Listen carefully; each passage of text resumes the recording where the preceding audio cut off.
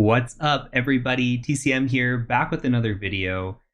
And today we're going to be talking about a day in the life of an ethical hacker. Now, this isn't the first time we've released this video. I did one way back when in 2018/2019, and that video got a ton of views, but it's now 2022. Things change in the industry, and I get asked a lot about what my day-to-day life looks like. So this video is going to cover the day-to-day of a pen tester, some of the different projects and assessments that we work on. We're going to talk a little bit about report writing, which is so much fun. And we're going to talk a little bit about the debrief process that we go through. So you get to see my day in its entirety from start to finish, depending on what I'm doing that day. So before we get started, as always, please do hit the like button, subscribe, comment down below if you like the video. We're going to take a quick word from our sponsor, and then we're going to jump right into A Day in the Life of an Ethical Hacker 2022 edition. Today's video is sponsored by Atlas VPN. Atlas VPN is the best VPN deal in the market. In fact, right now, Atlas VPN is running a huge discount. It means you can get a 3-year subscription plus 3 months free for just $1.83 a month with a 30-day money-back guarantee. Time is running out on this offer, so get your deal by clicking the link in the description below. Now, Atlas VPN works on unlimited devices, keeps your search history private, gets you cheaper deals when shopping, stops ads and malware, and can unlock your favorite content from all over the world. For example, I love the TV show Friends. Now, on Netflix in the United States, if you go and search Friends, you'll see that there's nothing available to watch. However, if you turn on your handy-dandy VPN, go to France, get connected, and voila, you now have Friends available to watch thanks to your friendly Atlas VPN. Again, time is running out on this deal, so you can get a 3-month subscription plus 3 months free for just $1.83 a month with a 30-day money-back guarantee. What are you waiting for? Click on the link in the description below to get your deal today. All right, I hate PowerPoints, but I love this template. I don't know what's so cool about it. It's all the colors, I think. So, welcome to A Day in the Life of an Ethical Hacker 2022 edition. Let's talk about a pen tester's day-to-day, and I'm going to highlight this at a very high level. So what we do is we roll out of bed, hopefully we wake up in the morning, and we kick off our day. Now, our day can be performing an assessment, and we're going to talk about the different assessment types that are out there. It could be writing a report, it could be giving a debrief, or a collection of the three. When we perform an assessment, we're talking about different types of pen testing or ethical hacking, and we're going to cover the most common types. We'll talk about some other types as well. Once we perform our assessment, we need to write a report. We deliver a report to our client. That report then gets digested, and eventually we give them a debrief if they want one, and we talk about our findings. And so we'll cover this whole process from start to finish. So let's talk about the different types of assessments that we could perform as an ethical hacker. Now, the first type of assessment I want to talk about is what is called an external network pen test. And one of the questions that we ask people when we're doing phone screens and baselines on interviews is we say, hey, can you tell me what an external pen test is versus an internal pen test? And honestly, I would say at least half of the people get the answer wrong. So make sure you're paying attention and you take notes because this may come up on an interview. Now, an external pen test is probably the most common type of pen test that we perform. If you just got hired as a penetration tester and you're brand new to the industry, it's likely they're going to start you out doing external network pen tests. These pen tests are the most straightforward and something that a junior could take on and work through and build up some experience and or confidence as they go through their process. So an external pen test is looking at an organization's security from the outside. This could be us trying to hack in from our mom's basement or from another country or whatever it might be. Whatever scenario plays out in your head, that's what it could be. You're trying to hack in from the outside. The methodology for external pen tests focuses heavily on what's called open source intelligence gathering, or OSINT. We're trying to gather as much intel and data about an organization. Who are their employees? What is their email format? Have they ever been involved in a breach? Can we find out what passwords were in those breaches? Can we collect data and then use it against that organization to breach a login panel or breach the VPN or get into an area where we otherwise would not be allowed into? Now, why do we focus so much on open source intelligence? Well, because this is an external assessment, you have to think about the internet as a whole. There are bots scanning the internet 24/7. If you don't believe me, try putting up an SSH server or something similar and leave it up for 24 hours and see how many login attempts you get on that server. It's a lot. Bots are scanning all the time. So what does that mean for us? Well, that means that if we do vulnerability scanning and we find something that is incredibly dangerous, well, somebody's probably already found that as well. So the chances of us finding something like remote code execution where we can land on a machine externally without doing a lot of work, it's pretty low. Usually organizations have their external networks buttoned up from a patching perspective. So what we're really looking at is the intel that we can gather. Where are the login panels? Who are the users? And how can we use that against the organization? Now, this is the most common type of pen test that organizations do, in my opinion, for two reasons. The main reason is that a lot of compliance organizations dictate that an external network pen test must be performed annually. That is not true for the rest of the pen tests, though some compliance organizations might dictate other pen tests. The external is by far the most common. The other side of this is external pen tests tend to be a little bit cheaper than the rest of the assessments depending on the size and scope of the engagement. And a lot of organizations like to dip their toes in the water before going and doing more assessments with a security firm. So they might test you out and say, hey, let's do an external pen test. We'll see how it goes. If we like you, we'll hire you for more stuff. So between those two reasons, we see a lot of external network pen tests, more so than anything else, in my opinion. Now, these pen tests tend to last around 32 to 40 hours on average, though if you have a very large engagement, that can go a lot longer, or if you have a very small company and you're looking at one IP address or 5 IP addresses and 10 employees, it's probably not going to take you 32 hours to do that pen test, maybe somewhere in the 8 to 16 hour range. We then tend to add another 8 to 16 hours for report writing, and we'll touch base on report writing towards the end of this video. So moving on is what is called an internal network pen test. This is assessing an organization's security from the inside of the network. This means that we somehow breached the perimeter. Perhaps we sent a phishing email and somebody opened our email, clicked on our link, and now we're inside the network. Or maybe we broke into the building and left a Dropbox behind. Whatever scenario in your head you want to play as well, you can do that. What we do on our end is we typically send a laptop out to the client. The client plugs that laptop in, and we are able to remote into that laptop and perform a network assessment as if we were sitting inside the office. This is why a lot of work nowadays is remote, because we don't have to be on site anymore to do internal pen tests. Now, the methodology for an internal penetration test focuses heavily on Active Directory. Now, if you don't know what Active Directory attacks are, you absolutely need to learn those in order to be a successful internal penetration tester. And it's one of those things that a majority of the organizations that are out there use. So I believe the statement that I read once was 95% or 99%, don't quote me on this, by the way, of the Fortune 500 companies use Active Directory in their environments. And I honestly think that this number is way closer to 99% than anything else.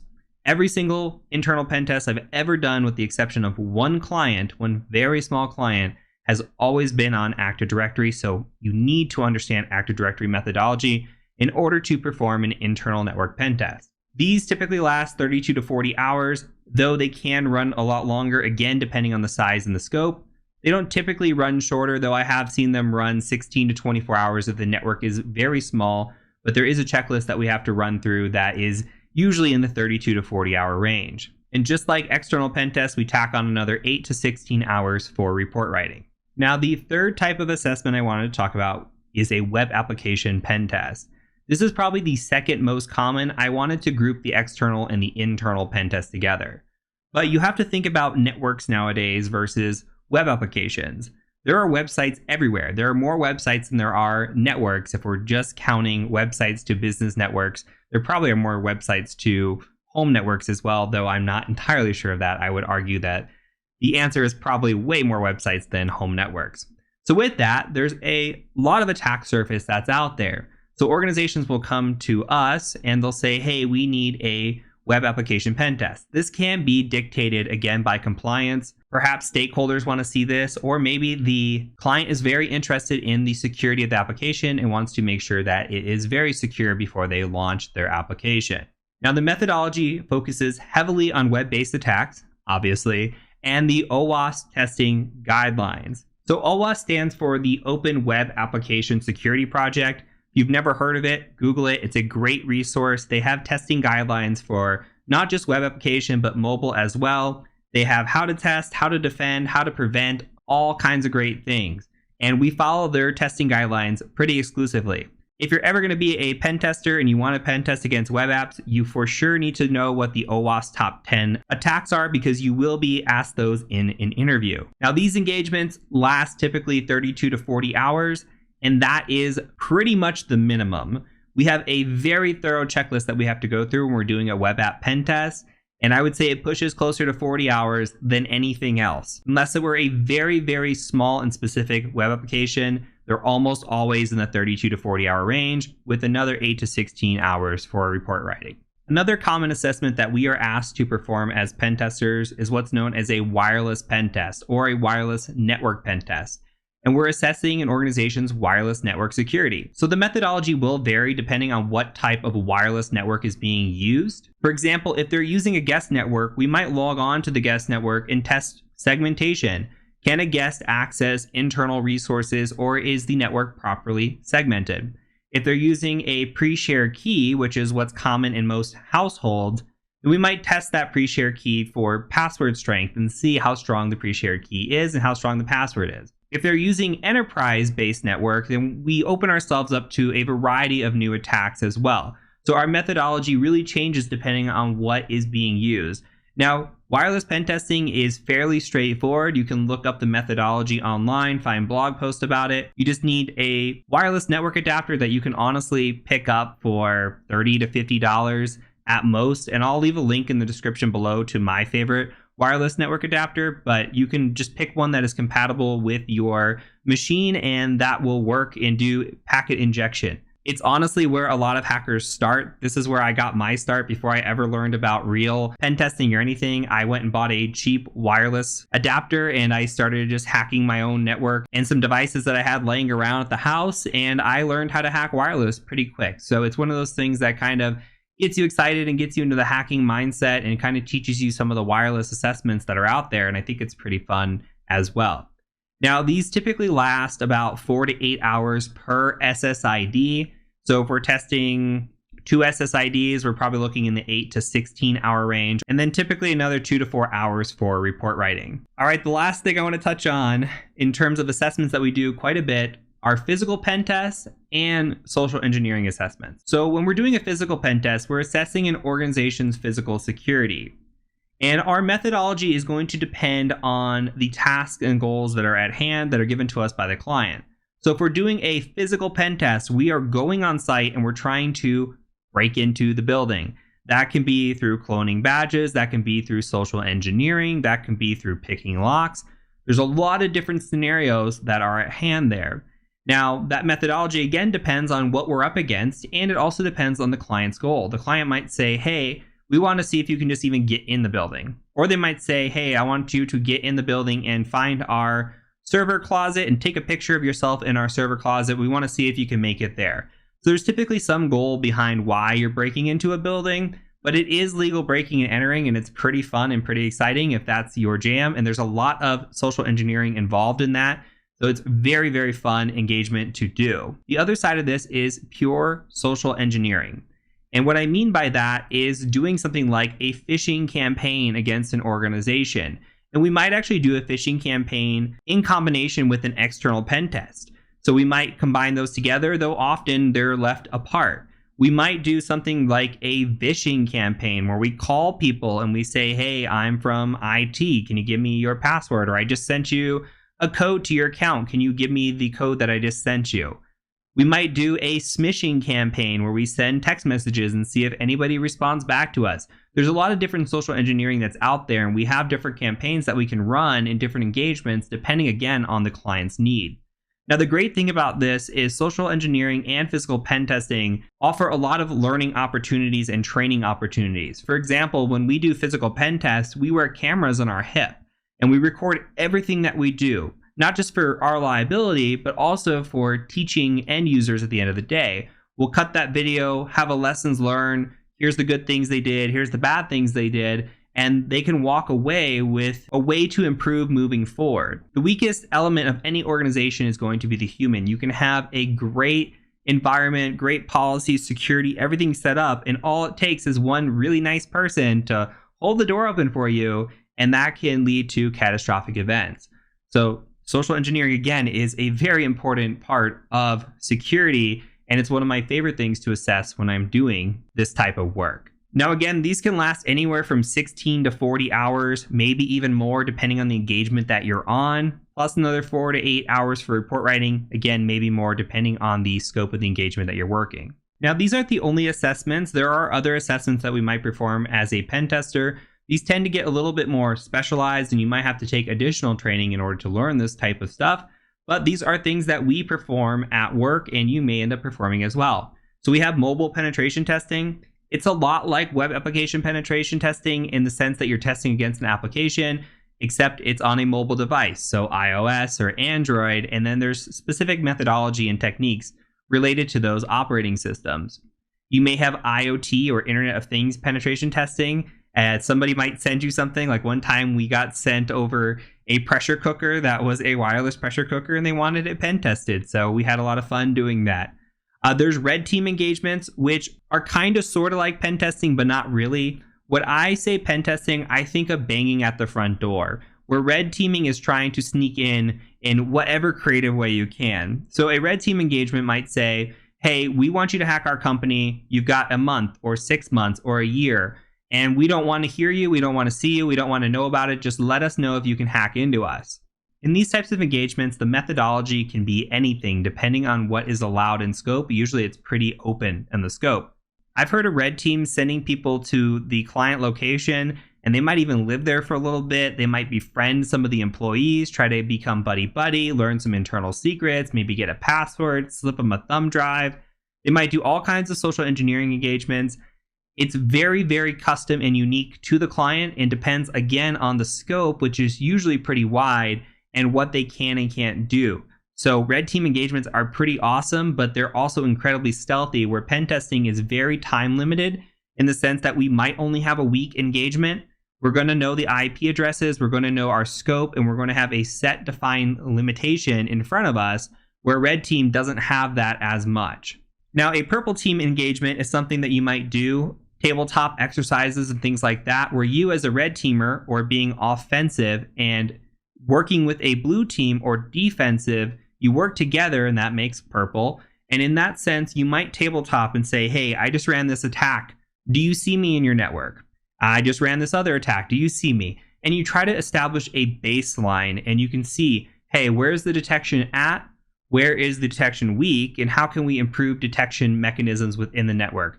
It's usually a bit of a more mature process. An organization that's never gone through a pen test before likely isn't just going to jump right into a purple team engagement, but it is something that more mature organizations do in order to improve their baselines and improve their detection mechanisms internally. Now, I've covered just a handful of the different types of pen testing engagements that you can work on. There's car hacking, there's airplane hacking, there's SCADA hacking. There's all kinds of really cool stuff out there that you can do. I just covered the most common items, but you can absolutely specialize if that's something that you're interested in.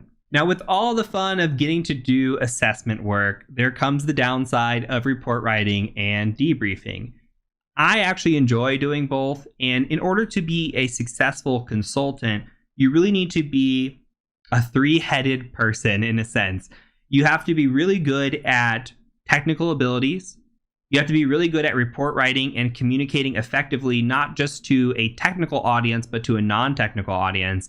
And you also have to be good with presentation skills in the sense that you need to present your findings to a technical and non-technical audience. So with report writing, we typically deliver a report within a week after the engagement. Now, that report should be high level and technical. So we have what's called an executive summary for non-technical people. Think about a CEO who might not be a technical person. If they're going to read the report, it should still be crystal clear what the issues were and how they should be fixed. And that's what the executive summary is. Now, we have a technical findings section, and that's for the people doing the work. Maybe the security engineer, the network engineer, or the web app developer, depending on who you're working with. they can digest the findings. They can say, hey, here's what they found, here's what tools they used, here's how they were able to do it, and here are the recommendations for remediation. Now, recommendations should be incredibly clear. You should have high-level recommendations like, hey, patch this. And you should have technical recommendations as well that says, hey, go to this website, here's how you would install this patch, et cetera, et cetera. So depending on your audience, you want to make sure that you're communicating effectively to both of them. And for a lot of new pen testers, this can be an incredible struggle. It's one of those things that you write a report, you get beat up on it in the QA process, and you just get better over time. And it's just something that is kind of passed down and you learn as you go. So don't be worried if you're not great at report writing. Just make sure that you understand that if you're going to do this job, you will have to write reports and you will have to get better at it as you go. Last but not least is the debrief process. Now, a debrief walks your clients through your report findings. And again, this should be non-technical and technical as well. You may be sitting in a room with a CEO and a network engineer. You might be sitting in front of all technical people. You might be sitting in front of all C-level non-technical people. So you need to make sure that when you are presenting your findings that you can explain it at a high level and a technical level as well. I've seen many people struggle with this. All right. I've been in one situation. I remember that I was in a debrief with a coworker of mine. This was years ago. And he was very much struggling to communicate. He was giving very technical, in-depth details about what he was finding. And the CEO kept stopping him and saying, I don't understand what you're saying. So we had to do a little bit of translation because he really wasn't great at the debrief process yet. He was still fairly new. And it's one of those things that if you're going to be an effective consultant, you need to be able to do both. Now, the debrief is important because it also gives the opportunity for your client to ask any questions about the findings that you have and address any concerns as well. So maybe there's a finding that they want to challenge or they want more information on. It gives them the opportunity to do that. Because when we give them the initial report, the report is a draft.